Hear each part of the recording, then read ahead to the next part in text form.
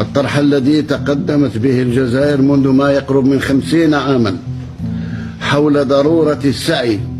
نحو إقامة نظام اقتصادي جديد يضمن التكافؤ والمساواة بين مختلف الدول.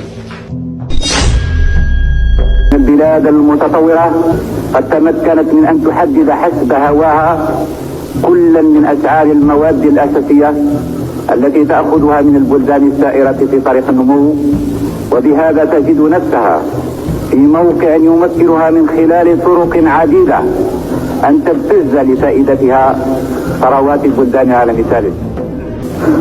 لقد حان الوقت لتوضيح هذه المشاكل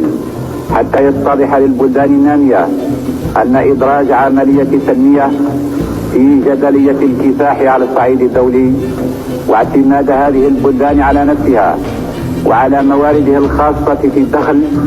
هي المقومات الرئيسية للسلوك الوحيد الذي يفرض نفسه على البلدان السائرة في طريق النمو.